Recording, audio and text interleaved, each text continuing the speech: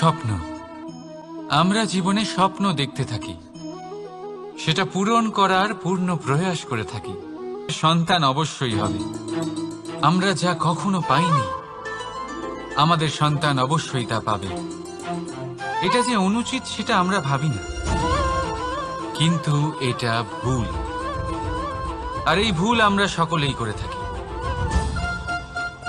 সন্তান প্রকৃতি আর পরমাত্মার আশীর্বাদ। ওদের ভেতরে তাদের নিজের একটা অস্তিত্ব লুকিয়ে থাকে, সেটা মন দিয়ে দেখুন তো। আপনি শুধু ওই সন্তানকে জন্ম দিয়েছেন, কিন্তু ওর জীবন আপনার নয়।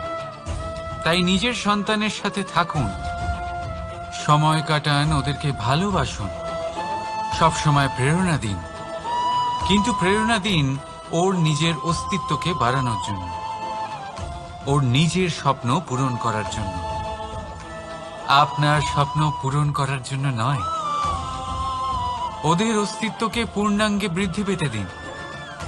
রাধা রাধা। এই পুকুর দেখছেন আপনি? পুকুরের জল কখনো প্রবাহিত হয় না, একই স্থানে জমে থাকে, আর সেই কারণে কিছুদিন পর ময়লা হতে শুরু করে। কিন্তু তাও আমরা একে ত্যাগ, কিন্তু তিক্ততায় অত্যন্ত বিষাক্ত। পেটের মধ্যে যাওয়া এই বিষ শুধুমাত্র একটি মানুষের মৃত্যুর কারণ হয়, কেবল একটি। কিন্তু কানের মধ্যে ঢালা এই বিষ একাধিক সম্পর্কের নাশ করতে পারে। আর এটাতে সেই ব্যক্তির ভুল নেই যে আপনার কানে বিষ ভরেছে, আপনি তাকে দোষ দিতে পারেন না। এখানে দোষ আপনার নিজের, যে এই বিষকে আপনি নিজের উপরে প্রভাব ফেলতে দিয়েছেন, এই বিষকে সুযোগ দিয়েছেন আপনার ক্ষতি করতে। এটা আপনার ভুল। সেই জন্য কুমন্ত্রণায় কখনো কান দেবেন না। আপনার মনে ভালোবাসার দৃঢ়তা জাগিয়ে তুলুন, আর নষ্ট করে দিন এই সংসারের সমস্ত বিষের প্রভাবকে। রাধা রাধা। জীবন মুক্ত হয় নিজের উপরে বিশ্বাস করতে থাকলে। আকাশের ওই সূর্যকে দেখুন, সূর্যের বিশ্বাস আছে নিজের উপর, যে সে সমস্ত জগৎকে আলোকিত করতে পারবে, নিজের প্রথম রশ্মি দিয়ে অন্ধকারকে দূর করতে পারবে। সূর্য এই বিশ্বাস নিয়েই আসে, আর কিছুক্ষণের মধ্যেই সমস্ত সংসার থেকে অন্ধকারকে বিনাশ করে ফেলে সে। তাহলে মনে রাখবেন, এই সুখের আভাস, এই দুঃখের অনুভূতি আসতেও থাকবে আর যেতেও থাকবে। শুধু নিজের উপরে বিশ্বাস রাখুন, তারপর দেখবেন এই সফলতা আপনার দাস হয়ে থাকবে।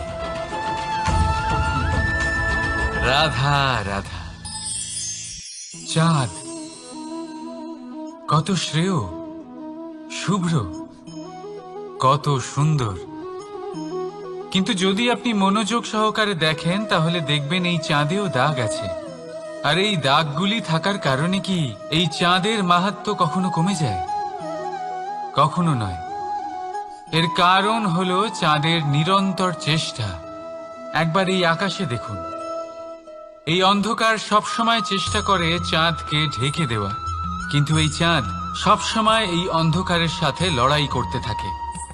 অমাবস্যা থেকে শুরু করে চাঁদের এই যাত্রা পূর্ণিমা অবধি পৌঁছেই যায়।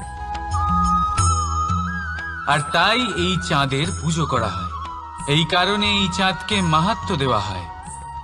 এইভাবেই যদি আপনার মধ্যে কোনো দোষ থাকে, কোনো খারাপ কিছু থাকে, তাহলে সেটা কোনো বড় ব্যাপার নয়। চেষ্টা করুন সেটাকে শুধরে নেওয়ার, কিন্তু সেই কারণে নিজেকে খারাপ মনে করা, এটা অনুচিত। নিজের ভুলগুলো, নিজের দোষগুলো, নিজের খারাপ দিকের কথা ভুলে আপনি এই সংসারের ভালোর দিকে প্রস্থান করেই দেখুন না। আপনি দেখবেন আপনার অন্তরের তেজ ঠিকরে বেরোচ্ছে। রাধা রাধা। এই পিঁপড়েদের দেখছেন আপনি? সবাই একই রকমের। এদের মধ্যে তফাৎ খুঁজে বার করা অসম্ভব। মনে হয় যেন ওদের আলাদা আছে। যদি আপনার বাড়িতে মধু থাকে, কোনো মিষ্টি জিনিস থাকে, মিষ্টত্ব থাকে, তাহলে পিঁপড়ে সেখানে অবশ্যই প্রবেশ করবে। ঠিক এই রকমই হয় আমাদের সম্পর্ক। এর মধ্যে ছোটখাটো ঝগড়াঝাটি, টানাপোড়েন, রাগ করা, মন ভাঙানো, এই সব তো চলতেই থাকে। বিশেষ করে সেই সম্পর্কগুলিতে যেখানে মিষ্টত্ব আছে। মনে রাখবেন, যেই সম্পর্কে কোনো খুনসুটি নেই, রাগ করা, মান ভাঙানো নেই, কোনো ছোটখাটো ঝগড়াঝাটি নেই, সেই সম্পর্ক শুধুমাত্র মস্তিষ্ক দিয়ে পালন করা হচ্ছে, মন থেকে নয়। তাই মন থেকে ভালোবাসতে শিখুন। আর এই ছোটখাটো ঝগড়াঝাটির, এই অম্ল মধুর খুনসুটির আনন্দ উপভোগ করুন, কারণ এতেও ভালোবাসা আছে। রাধা রাধা ঘিরে ধরে, তখন এই অহংকার আমাদের ছায়ার মতোই বিলুপ্ত হয়ে যায়।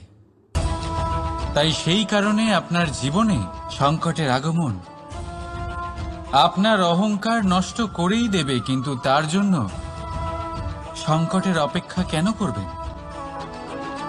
এই অহংকারকে বাড়তেই দেবেন না, উৎপন্ন হতেই দেবেন না। বিবেকের সুতো দিয়ে বেঁধে রাখবেন একে। দেখুন, আমি শ্রেষ্ঠ, এটা বিশ্বাস করতে কোনো আপত্তি নেই, কিন্তু শুধুমাত্র আমি শ্রেষ্ঠ, আর কেউ নয়। এই আত্মসম্মান নয়, এ হলো অহংকার। আর অহংকার আর কিছুই নয়, শুধু পতনের দিকে প্রথম পদক্ষেপ। আর এই জীবনে পতনের দিকে নয়, প্রেমের দিকে এগিয়ে যান। আর আমার সাথে ভালোবেসে বলুন, রাধা রাধা। আপনি কি কখনো ফলে ফুলে পরিপূর্ণ বৃক্ষ দেখেছেন? তার ডালগুলো কিরকম স্বাধীনভাবে বেড়ে ওঠে, কিন্তু যদি এই ডালগুলো মূলের সাথে ঠিকভাবে যুক্ত না থাকে, সেই বৃক্ষের মূলগুলি গভীর না হয়, তাহলে কি হবে? তাহলে কি সে সেই সব সুবিধা পাবে? কখনোই নয়। সেই বৃক্ষের ডাল পড়ে যাবে, সেই বৃক্ষ ভূমিষ্ঠ হয়ে যাবে। ঠিক সেইভাবেই চিন্তা ভাবনার স্বাধীনতার আনন্দ আপনি তখনই আস্বাদন করবেন যখন আপনার শিক্ষা গভীর হবে। তাই স্বাধীন থাকুন দৃষ্টিভঙ্গিতে, কিন্তু যুক্ত থাকুন শিক্ষার সাথে। রাধা রাধা।